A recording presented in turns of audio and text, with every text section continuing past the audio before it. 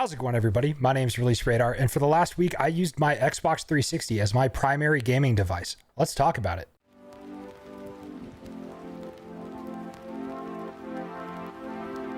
And I did say primary gaming device, not my only gaming device, because as much as I'm going to spend most of my time gaming on this thing throughout the week, I am recovering from a surgery, and playing games online with my friends is one of the only forms of socialization that I get right now. So I'm still going to be playing some Rivals and COD and whatnot with my buddies, but I'm primarily going to be playing on my Xbox 360 when they're not online. So let's do this. All right, so I got the Xbox 360 plugged in. Don't mind the mess over here.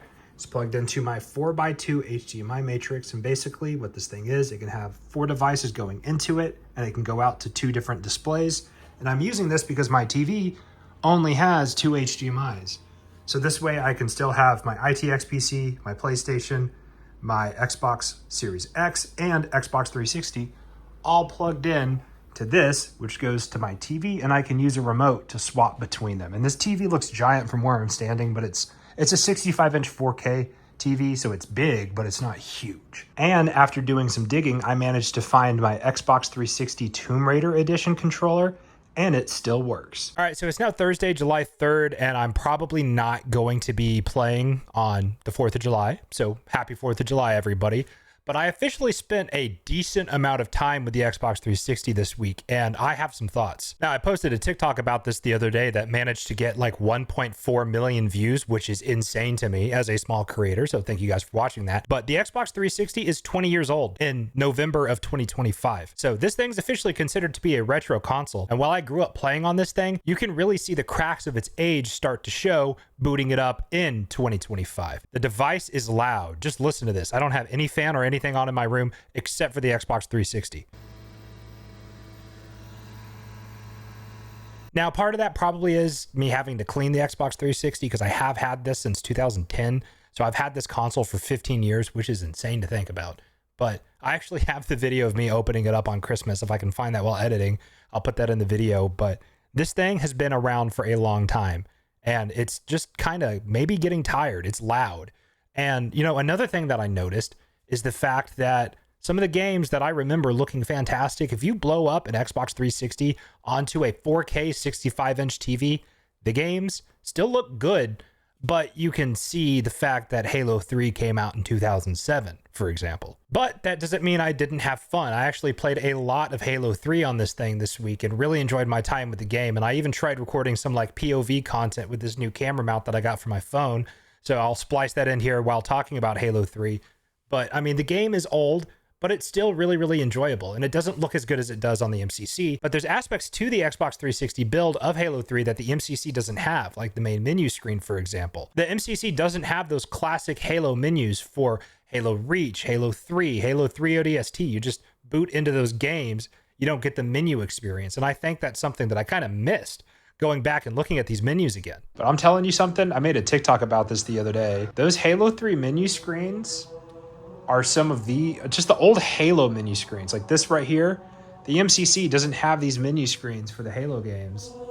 And so you boot it up and you're just met with very loud music, but also just instant nostalgia. And speaking of menus, something else that I noticed is that the Xbox 360 interface compared to what we had with the Xbox One and currently with the Xbox Series X is just so clean. Now, about a couple of days to a week before I recorded this video, Xbox pushed out an update to the 360 that has 2 giant ads on it, so you can go out and buy an Xbox Series S or X console. But that's the only ad that this thing has plastered on it. The Xbox One and the Xbox Series X dashboards are full of ads that you can't turn off. But the 360, aside from the new ads that Xbox just launched and updated onto this device, is pretty clean in terms of its overall UI and design, which I really appreciate. But, and this should be no surprise to anybody considering the age of the Xbox 360, the device is slow. It has a hard drive in it, not an SSD, and it's an old hard drive at that. This thing chugs. It takes a long time to load into games. And that's one thing that I really do appreciate Xbox with in the modern era, is that you have the instant game launch or the instant replay or whatever it is, where you can just jump back into a game after your console being off for a week, and it loads like that. It's magic to me.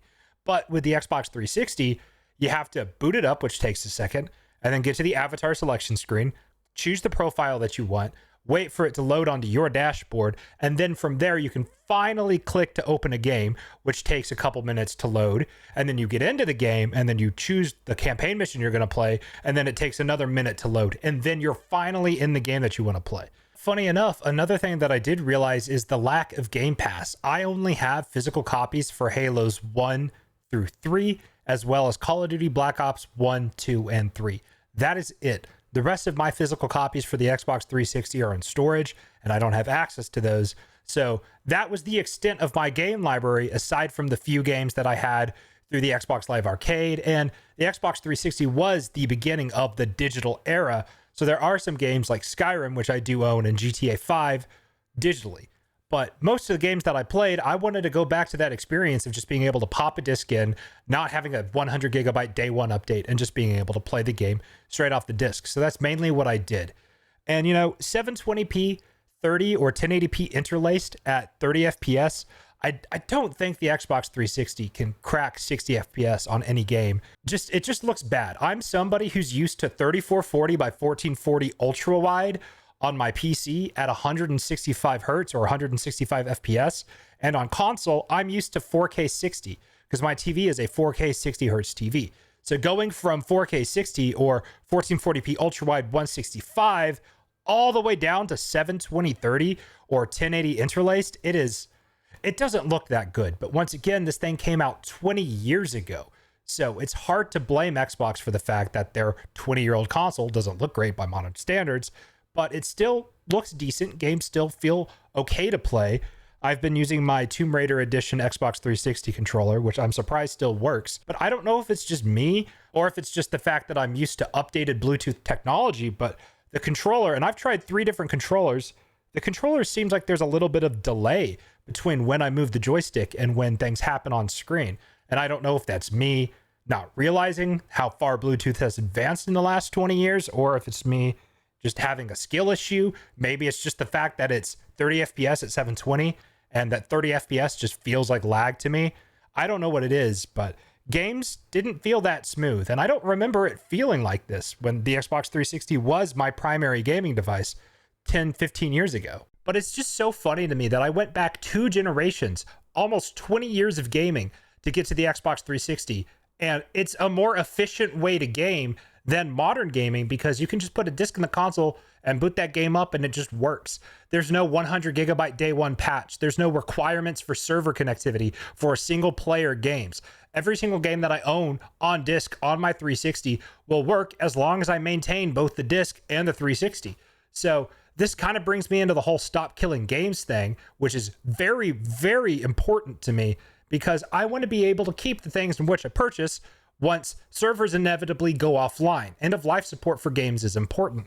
And that's something that they didn't even have to think about when games were just on disc, because if you have the disc, you could still play the game. So I'm just going to leave this in here just as a quick little thing to say, if you're in the EU, go sign that petition for Stop Killing Games. I doubt a channel of my size will have much of an impact, but it is paramount that we get on top of this while we have some sort of an edge and some sort of a leg to stand on with consumer ownership, because it is going to be bleak in the next 15 years. But overall, I think the Xbox 360 is still a great console to this day, and it is a monumental step in the direction of what led us to modern gaming as we know it. If it wasn't for the Xbox 360, online gaming might not be as prevalent as it is today, because the Xbox 360 with party chat, the ability to be talking to people with prox chat in games like Halo and Halo 2, like Xbox is what pioneered FPS gaming and is what pioneered online gaming. And it's sad to see the state that the company has become, because Xbox used to be the way to go. And through the just giant colossal failure of the Xbox One into the kind of meh, it exists of the Xbox Series X and S, where does Xbox go from here? Well, it seems like they're going in the direction of partnerships with the Xbox ROG Ally and the Xbox VR headset, which I've already spoken my mind on. I think that Xbox is in a weird point where they can transition back into hardware or focus all of their time and effort on software. And it looks like they're going to probably be stepping out of the hardware game after the next generation of consoles, which is insane to me, because that means Sony has no real competition. because Nintendo is Nintendo. Nintendo does its own Nintendo thing. Nintendo is not concerned about where it stands against Sony. So if Xbox hardware falls off, what's the competition to Sony, right? So it's going to be interesting to see if we maybe get a new player in the console race in the next 5-10 years. But with all that being said, the Xbox 360 is a monumental piece of gaming history, and I'm thankful mine still works to this day. If you have one, I dust it off, plug it in, go down memory lane. There were some worlds on the Minecraft Xbox 360 edition that I was playing with friends 10, 15 years ago that I was able to boot into those worlds, and I immediately remembered where everything was, what we were doing, where I was in life, being in elementary school at the time. Like, it's such a blast to the past. But the Xbox 360, you can get them super cheap from GameStop, or if you can find one used at a garage sale or online, definitely consider picking one up because they're still fun. And if your internet goes out, other modern gaming devices could complain about not having internet connectivity. Xbox 360 will still work just fine. You don't need to be connected to online servers all the time, right? You know, so Xbox 360, fun console. I really enjoyed my time with it this week. This was just such a nostalgic thing to do for me because, I mean, I've had this for so long. The main reason I kept my Xbox 360 and I still have it to this day was because I went from 360 to PC, but I'm still a huge Halo fan, and Halo 1 and Halo 2 were on PC, which actually I still have my disc for Halo 1 on PC with the disc still here. So like Halo 1 was playable on PC. Halo 2 used the godforsaken games for Windows Live, but was also playable on PC.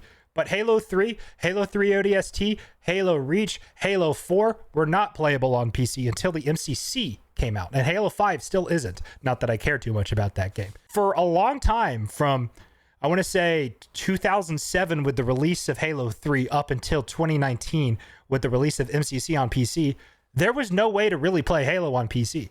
So I kept my Xbox 360 around because I love Halo. And I didn't see any point in buying an Xbox One because the only mainline Halo game that came out on the Xbox One was Halo 5. And that game was ass. And funny enough, we're going to be in the same situation where the only mainline Halo game that came out on the Xbox Series X was Halo Infinite. Meanwhile, the Xbox 360 had Halo 3, Halo 3 ODST, Halo Reach, and Halo 4. The Xbox One had Halo 5, and the Xbox Series X had Halo Infinite. So how did we go from even the original Xbox had Halo 1 and Halo 2?